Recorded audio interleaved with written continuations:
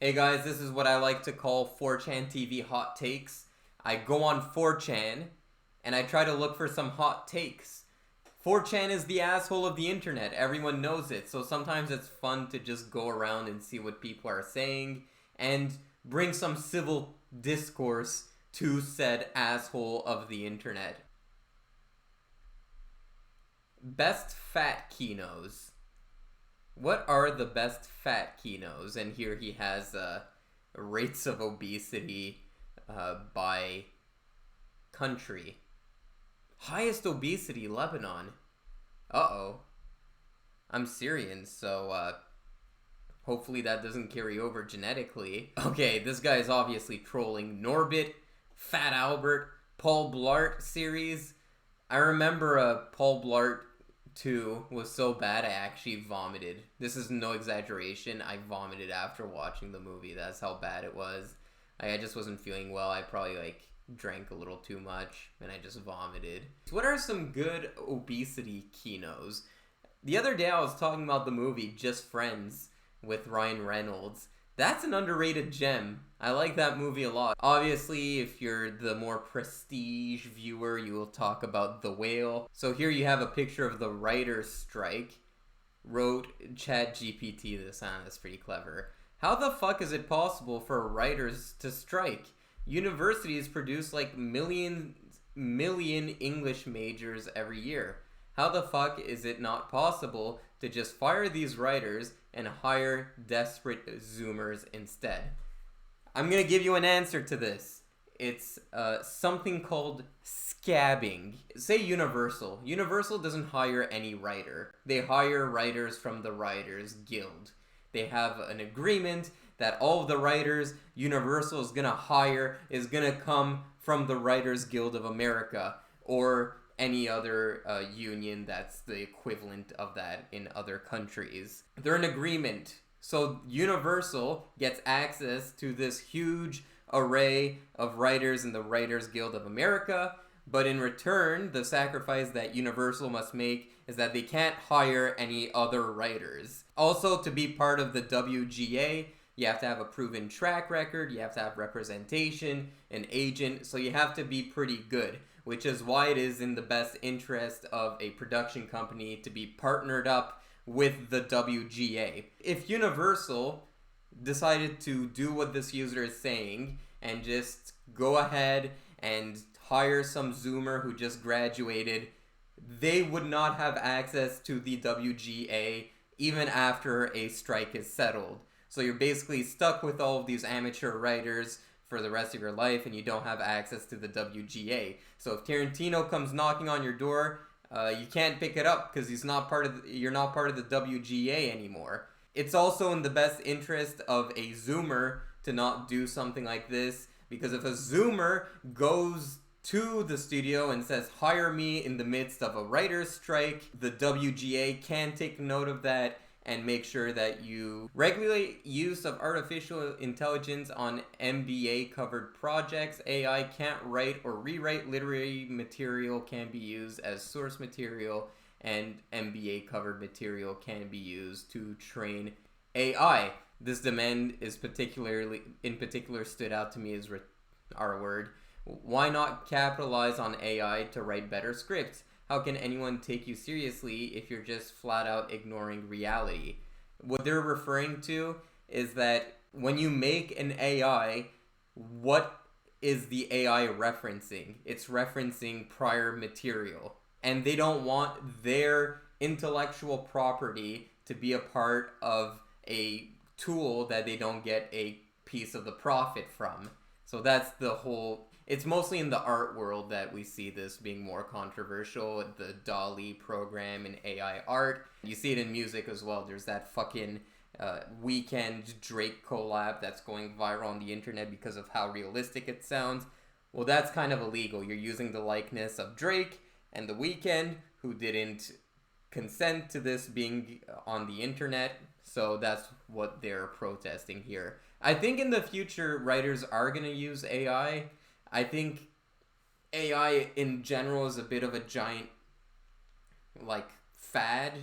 It's not a fad. It's going to be around forever. But in the sense that It's one of those things like crypto. I feel like it's going to be a very short-lived kind of thing, kind of like the crypto bust, where it's like a bunch of people are really interested in this AI technology, but something's going to happen, whether it's a piece of legislature that's going to regulate everything, that's going to cause everyone to just like get over it. And that's ultimately what I think is going to happen. It's going to be a bit like the crypto thing that happened a few months ago, and before there was like NFTs too. It's just another one of these. I do think it's going to be a useful tool, especially when it comes to correcting. It's going to be like the fucking best version of Grammarly possible. Here we have a picture of Will Smith playing Hitler. If Latinx people have such an issue with Netflix casting black people in white roles, why do they watch so much Netflix? This is a reference to the Black Cleopatra trailer that just came out. I usually don't have a problem with historical inaccuracy. If you guys remember, I reviewed Woman King not that long ago. I didn't like the movie, but it wasn't because of the historical inaccuracies. I watched The Northman. They portray Vikings as the good guys. They were giant rapists. But it's presenting itself as a documentary, and that's what's kind of more bothersome to me. I don't know what it has to do with the Latinx community. Or I don't even know if people use the word Latinx, especially on 4chan. I find it exploitive. You're taking a wound that a people have, and you're just kind of like taking advantage of it. Where it's like, we don't care if it's real or not. We know that there's this need for more representation for a black audience, so let's just pump this out, and who cares if it's true or not, they'll eat it up. It feels very exploitive to me. We don't say Latinx. Fuck you, pendejo. Lol, we pirate everything. This one I like. This is a fucking cringe city. Why are they all acting like they are actors acting parodies of their characters? And the movie is Hacksaw Ridge. Thank you. I've always hated the movie Hacksaw Ridge. I think it's abysmal, and I remember so many people were praising it when it came out. I think it's a terrible movie. For one, what the Anon is saying is true. It just feels like so hammy. The performances are over the top. Andrew Garfield was, I just think it's the right thing to do. It feels very Hallmarky. And the bigger issue I have with the movie in general, and it's a big issue I have with Mel Gibson directed movies, I like him as an actor, don't like him as a director for the most part, is that his movies are needlessly violent. Guys, don't get me wrong. I love violence in movies. I love a good bloody flick. People ask me, Paul, why do you like violent movies so much? And I say, because it's so much fun, Jan! Get it! Let's look at Apocalypto. Perfectly fine. I like that movie. But then Passion of the Christ. It's the story of Jesus, which is about a selfless man who died for the sins of mankind. Why does it feel like I'm watching a Saw movie when I'm watching Passion of the Christ? Like, I really expect sometimes the puppet voice of Jigsaw is gonna show up in the middle of that movie and just be like, you wanna play a game? Bum bum bum, bum bum bum, bum bum bum bum bum, bum bum bum, bum bum bum, bum bum bum bum bum. I expect that to happen halfway through Passion of the Christ. And then you have Hacksaw Ridge, which is the same thing. It's a movie about the ultimate pacifist. A person who doesn't indulge in the violence even though the circumstances pressures him to join the violence. How does Mel Gibson direct the movie? Blood guts fucking flying everywhere. And it's like, you're indulging in violence as you're preaching about how you shouldn't indulge in violence. It's mind-numbing to me how people like this movie. Reddit opinion. Could be, but I would agree with Reddit then. Is this an actual line of dialogue from the movie? You will address me as Sergeant. Your name is T-Bone Steak because you look like a steak to me, Private. Yeah, that's another thing too. I really hated Vince Vaughn's character. He was kind of just a ripoff of the Sergeant in Full Metal Jacket. This thread is called Pre-1995 Sci-Fi Kinos. Post it. Here he has Silent Running. I've never seen that movie. But let's see what people came up with. Total Recall, absolutely based movie. I need oxygen. Ooh, hot take. 2010, the sequel to 2001. I have no recollection of watching this movie, but I'm sure I did. But it was kind of forgettable. But it's one of those movies I want to give a second chance. THX 1138, Paul approves. The Original Planet of the Apes, awesome movie. Hands down one of the greatest sci-fi movies ever made. Anyone else find Dr. Zira from Planet of the Apes attractive? No, that's... You have problems, kid. I think you might be a furry. Damn, a lot of movies here I haven't seen. I haven't seen Outland. And I haven't seen Space Raiders. It's a Roger Corman movie. He makes a ton of movies, so naturally I haven't seen all of them. The Omega Man.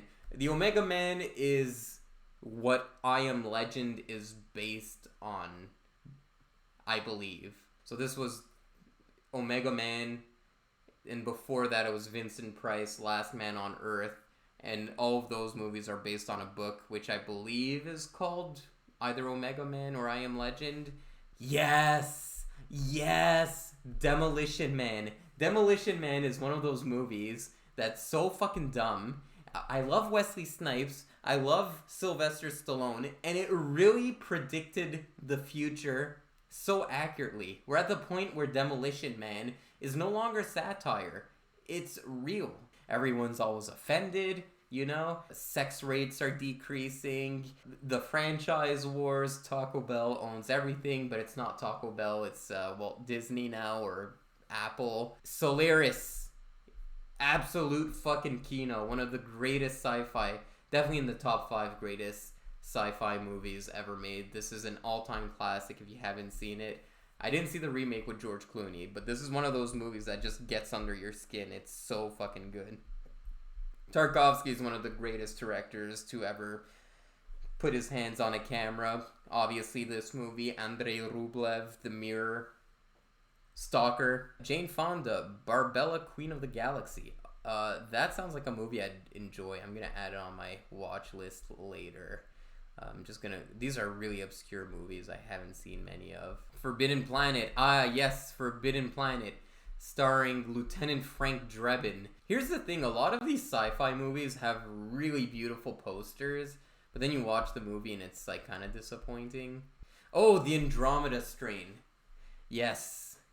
Interesting movie. I praise this movie all the time because it harkens back to a time where sci-fi used to be for nerds. The story is about a virus that is terrorizing this small town, and these people go to investigate the virus before it becomes a global pandemic. And the way they defeat the virus is that they find out that it can't survive in a basic environment, so they tell everyone to hyperventilate to get rid of the carbon dioxide in their body so that their blood can become more basic. There's a basis in science to that, which is the most amazing part of it. Imagine a modern movie doing that. Oh yeah, the only way to defeat Thanos is to hyperventilate and change your blood pH. The original Invasion of the Body Snatchers, which is in my opinion the better of the two meaning that the other one is the Donald Sutherland one. That's the only two I watched. Yeah, it's alright. It's fun. It kind of creeped me out. I saw it when I was pretty young, and the giant cabbages kind of fucked with me. The original The Fly is a lot scarier than the sequel, or the remake by Cronenberg, in some regards, obviously. They do different things. So, like, in The Fly by Cronenberg, he remains the same size, he just physically becomes a fly. But in this one, it's like he becomes small. And there's something, like, very frightening about being, like, small and insignificant. So I feel like the two Fly movies stand out on their own. The original Blob, is that the original one? Yes, the one with Steve McQueen. It's really of its time. I don't think it's that good, per se. Wow! There's a Criterion version. Interesting. Obviously, there's, like, the big tentpole ones that haven't been mentioned. Close Encounters of the Third Kind, I didn't see here. I always thought The Day the Earth Stood Still is one that still holds up. It's a really good cautionary tale. No one here put 2001: A Space Odyssey. I didn't see it. I saw 2010. I didn't see 2001, which is quite strange. But I guess here nobody wants to be a normie. Movie trailer Familiar tune starts playing, but the melody is cut up to short bursts, and there's a bunch of timpani drum slams and reverb added to make it sound epic. Movie trailer starts. Familiar tune starts playing, but it's stripped down acoustic arrangement, performed at half speed and sung by Lana Del Rey in a subway tunnel. That's so fucking facts. I really hate movie trailer music. I can't wait for the inevitable Scooby-Doo movie where it's gonna be like dun dun dun dun dun dun dun dun.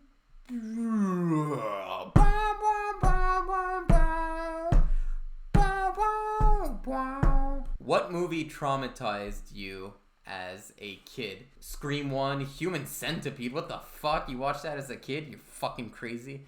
My dad and stepmom took me to see Cujo. Once it was attacking the mom from E.T., my dad scooped me up and took me out. I was 5. His story was that he supposedly thought it was going to be more like Old Yeller. That's so something my dad would do too. Half of the traumatizing shit I watched is because my dad thought it would be like something else. Like, my dad showed me signs thinking it would be like E.T. or Close Encounters of the Third Kind. Cannibal Holocaust? I was led to believe that the deaths in this movie were real by the internet, and it broke me. My gore-wrecked teenage years started here. Yeah, I was one of those people too. I heard about Cannibal Holocaust on the internet and just like Googled all the clips, and that was a fucking scary experience. But I didn't see the full movie until much later in my life. Stan's bathtub suicide in It. My 6-year-old brain thought he got in the bath since I didn't have the concept of suicide. Used to shower with the curtain open. Oh, so he thought fucking Pennywise killed him because he didn't know what suicide was. RoboCop. Meet the Feebles. I guess if you're a kid and you watch that movie, it is a little traumatizing. Total Recall. Yeah, I can see that. The ending of Night of the Living Dead. I don't know what in specific, though. A scene from CSI where some grown man dressed as a baby had a mental breakdown and jumped off a balcony thinking he could fly. That reminds me of the opening of Sixth Sense. For some reason, my dad showed me Sixth Sense when I was a kid.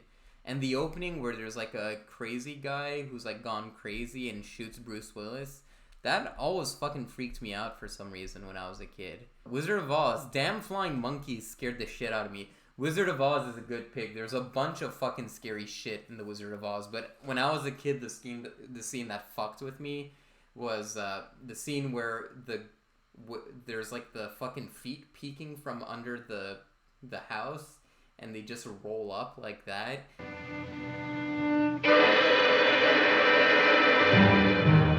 They're gone! I don't know why that always fucking freaked the shit out of me. The Truman Show, I couldn't remove the concept of always being watched from my mind. Absolutely destroyed my self-confidence. Always tried to act normal so that the people watching wouldn't laugh at me. Even when as far as to doing math and repeating mantras in my head so they couldn't hear my actual thoughts. Holy shit, that's paranoia. Bridge to Terabithia was how I learned death didn't only happen to old people. I started having an existential crisis and screaming and shit, and my dad had to haul me out of the theater. He still hates that movie because of that experience. That movie was fucking traumatizing. I feel like this would be a good idea for a full-length video. Just me talking about... Because I've had so much fucking childhood trauma. I spent like a year sleeping in my mom's bed because I was always getting exposed to fucking horror movies, and as soon as I get over it, boom, another one comes along. That's gonna do it for today, guys. Thanks for joining me. Comment below. Tell me your thoughts on the topics that I talked about. Do you like this segment? Let me know, and I'll see you around.